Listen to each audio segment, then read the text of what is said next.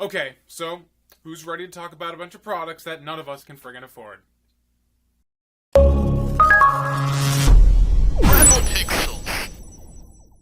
So, okay, did I wake up today in Bizarro Land? Because I just watched the Microsoft event and holy crap, like, what is going on? Why?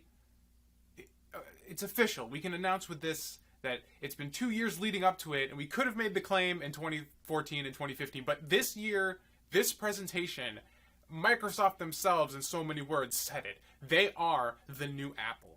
You know, and I'm not talking about Apple as we know them today, the consumer-focused, iterative company. I'm talking about early 2000s Apple, the Apple that catered specifically to the creative professional because nobody else gave a damn about their product, and that was the only market keeping them afloat. You know, Microsoft came out guns blazing today. How many times did they say create or creator in this presentation? I lost count within the first 20 minutes.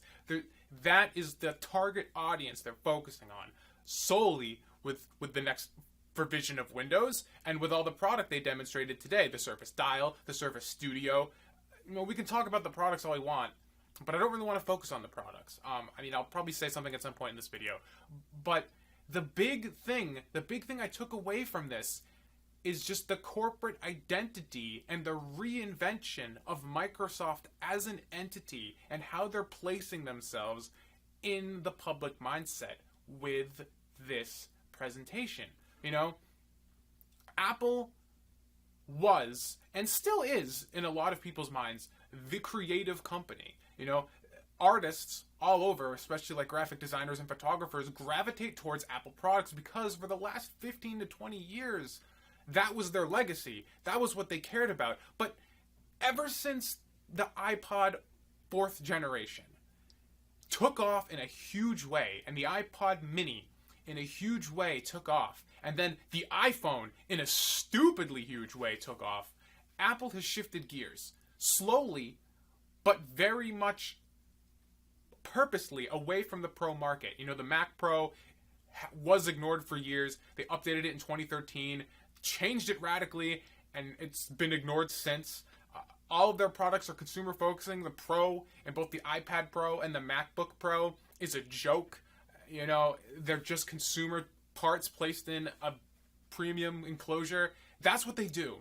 And there's nothing wrong with that. They're making hand over fist. They're the most valuable brand in the world. So clearly it's working for them. But they've abandoned that market. You know, they were the company that was focusing on making these giant 30-inch cinema displays and these tanks of super upgradable computers and really focusing on catering to this market. And it's funny because even though the hardware isn't about that anymore, we're seeing so much software innovation from small developers on the Mac and on the iPad. You know, the whole Affinity suite started on the Mac. There's apps like Procreate that are only on the iPad. You know, the developer base for the creative professional and the creative prosumer are still in Apple's camp.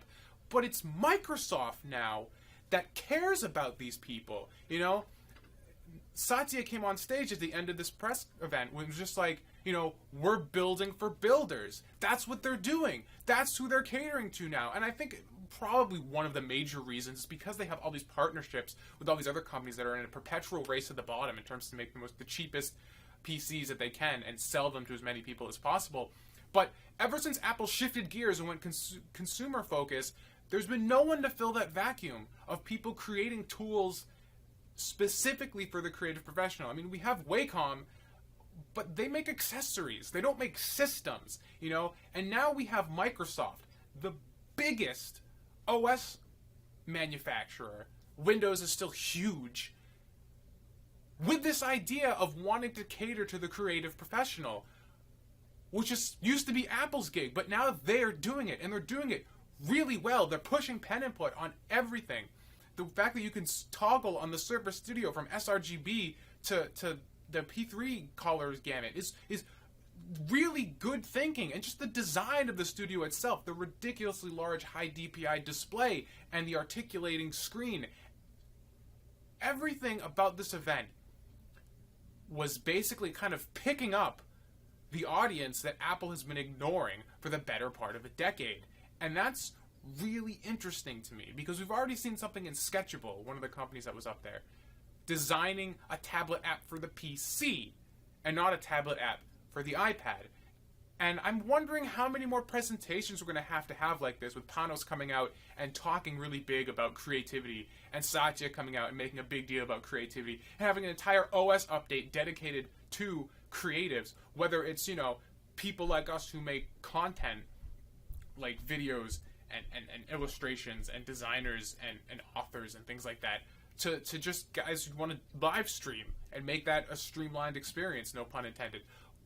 You know, how many more presentations are we going to need like this before the pro market finally, it catches on that it's the other camp now that cares about them? How much longer are we going to sit in front of our iPads and try and do everything we can to make it a pro product when the guys next door did it for you already? You know, like we can take the iMac and we can beg and plead to try and make it the pro product, or you can go get a Surface Studio, which was designed to do exactly that. You know, how much longer is the brand recognition and the brand loyalty to Apple going to last while the other guys are doing everything that they were supposed to be doing and were doing 10 years ago? You know, it's just, it blows my mind that there's an Apple event tomorrow and I don't give a shit about it. Like, OLED touch bars, who fucking cares? They just put a 28-inch 5K screen on an articulating hinge with pen input. They care about what I want to do. Can I afford it? Fuck no. Am I going to buy one? God, I wish. But I can't. You know, but I can get a dial. It'll work with my Pro 3. They're making input devices specifically designed and work in tandem with the software for my market. Nobody does that anymore. Only Wacom. You know, and even then, they make accessories, and they can only do half of the stuff. That's why Apple was so good at this shit back in the early 2000s, because they controlled both sides of the equation. And that led to some great steps forward. Microsoft's picked up that torch. They dropped it as soon as the iPod started selling like hotcakes. You know, 10 years later, Microsoft waddles around, fucking Ballmer, flipping his arms around, doesn't know what to do, accidentally kicks it, you know, and then like a year later, Satya picks up, grabs it, hands it to Panos, and now they're fucking off to the races, and they're doing everything that Apple used to do. So it's just like, why am I going to care about an OLED touch bar tomorrow that gives me shortcuts? Hooray, I have customizable shortcuts above my keyboard deck. I have a customizable screen that I can touch on my Surface. It's night and day. They care and they don't. So it's just like, why would I still buy Apple products? For the functions that I'm trying to do. Like, I'm not saying that Apple's success is bad. I'm not saying that the products they make are terrible. I'm saying the products they make are terrible for what I want to do with them. How much longer are me and my compatriots in this kind of creative professional, creative hobbyist mindset going to keep trying to, like, jury rig the functionality that Apple used to care about into their current products before we realize that the guys next door are doing it from the very beginning?